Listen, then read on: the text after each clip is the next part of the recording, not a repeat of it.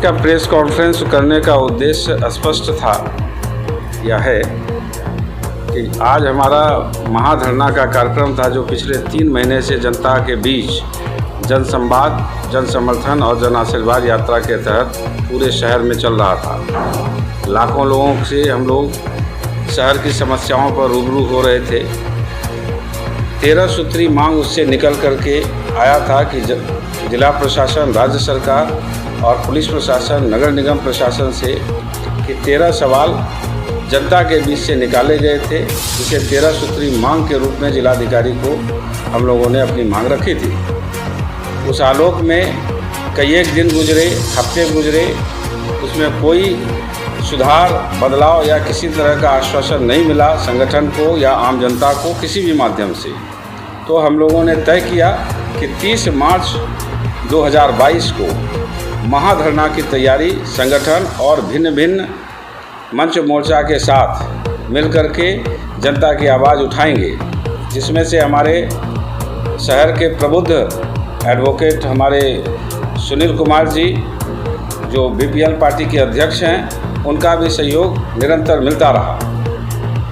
मंच ने पूरे प्रशासन से विधिवत आंदोलन करने की बात रखी, मांग रखी, जिसमें से कल जब हम अनुमति लेने के लिए गए एसडीएम साहब से, तो उन्होंने आचार संहिता का हवाला देते हुए हमारे पूरे कार्यक्रम को बैन लगा दिया। यूँ कहे कि निरस्त कर दिया गया, आदेश नहीं दिया गया, अनुमति नहीं दी गई। कानून जानते हैं, संविधान को मानते हैं, ऐसे में कानून के खिलाफ जाकर के कोई काम करना हमने अनुचित समझा। लेकिन इसमें भी कहीं न कहीं बड़ा सवाल होता है कि जिस आंदोलन के लिए हमने 1.5 माह तक आम जनता के साथ मिलकर संघर्ष किया, अपनी आवाज़ को रखा, उसे प्रशासन ने एक हवाला देकर के हमें अनुमति नहीं दी। कोई बात नहीं, प्रेस के माध्यम से हम तमाम भागलपुर की जनता, शहर की जनता, वार्ड की जनता और तमाम प्रशासन के लोगों से ये कहना चाह रहे हैं, ये संदेश देना चाह रहे हैं कि जनता की आवाज़ नहीं रुकेगी। ये भ्रष्टाचार और दलाली के खिलाफ जो हमारा अभियान है, इस अभियान को किसी कीमत पे कोई नहीं रोक सकता, कोई नहीं दबा सकता।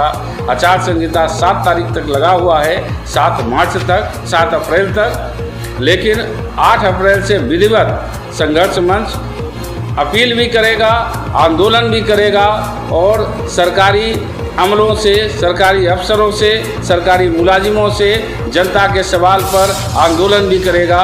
इसकी चेतावनी देते हुए हम आज की प्रेस वार्ता रखे हैं, ताकि जन संवाद भी हो सके, प्रेस संवाद भी हो सके, पत्रकार भी अपने सवाल को हमारे साथ जोड़ करके बड़ा आंदोलन की भूमिका को तय कर सके। 13 सूत्री मांग में से क्या मांग है? कौन कौन सा 13 सूत्री मांग? पूरा शहर स्मार्ट सिटी के नाम पर जो लूटा गया है पिछले 7 वर्षों से, होल्डिंग टैक्स 100 गुना से ज़्यादा बढ़ा दिया गया और तमाम ऐसी चीज़ें हैं, जिसमें प्रमुख मांग है कि सबसे पहले सफाई की व्यवस्था 6 बजे सुबह से पहले हो जानी आवश्यक है। सारे वार्ड की, सारे शहर की, हर एक वार्ड में इकोनॉमी डेवलप करने के लिए बाज़ार की व्यवस्था होनी चाहिए।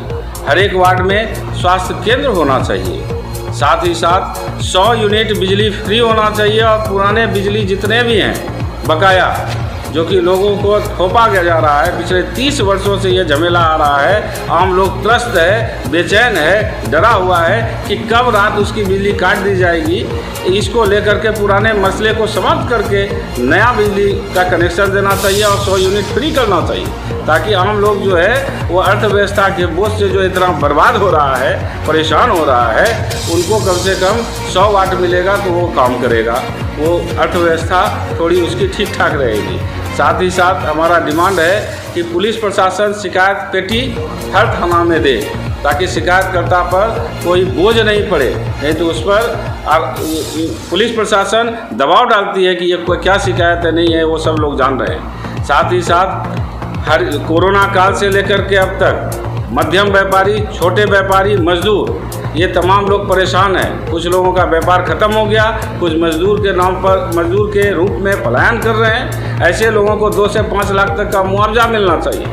और साथ ही साथ राशन कार्ड की जहाँ तक बात है, सभी लोगों को राशन कार्ड मिलना चाहिए, चाहे वो अमीर हो या गरीब हो, क्योंकि राशन सबकी ज़रूरत है। साथ ही साथ और भी हमारी 13 सूत्री मांग में है कि ट्रैफिक व्यवस्था को दुरुस्त करने के लिए बरारी से लेकर चंपा नाला तक का जो वैकल्पिक बाईपास की व्यवस्था के रूप में कहा गया था, वो आज तक पूरा नहीं हुआ। 7 वर्ष बीत रहे हैं, इतने मॉल खुलते हैं शहर में, और वो सभी सत्तासीन लोगों के मॉल खुलते हैं, जो कि 6 महीना साल भर के अंदर पूरा हो जाता है। लेकिन आम जनता के लिए जो सड़क है, शहर की ट्रैफिक व्यवस्था के लिए जो सड़क को दुरुस्त नहीं किया जा रहा है, जबकि 7 साल बीत गया।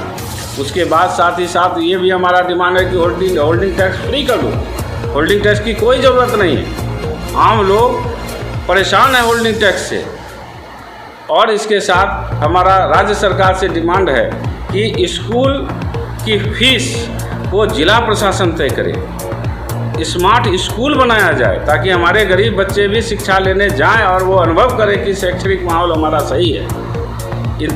इन तमाम सवाल के साथ हमारा 13 सूत्री सवाल मांग सरकार से, स्थानीय सरकार से है, जिला प्रशासन से है, राज्य सरकार से है, जिसके आलोक में हमारा आंदोलन सतत चल रहा है और निरंतर चलता रहेगा जब तक कि हमारी मांग पूरी नहीं हो जाती। स्कूल की आप बात कर रहे हैं कि तमाम निजी स्कूल की फीस जिला प्रशासन तय करे।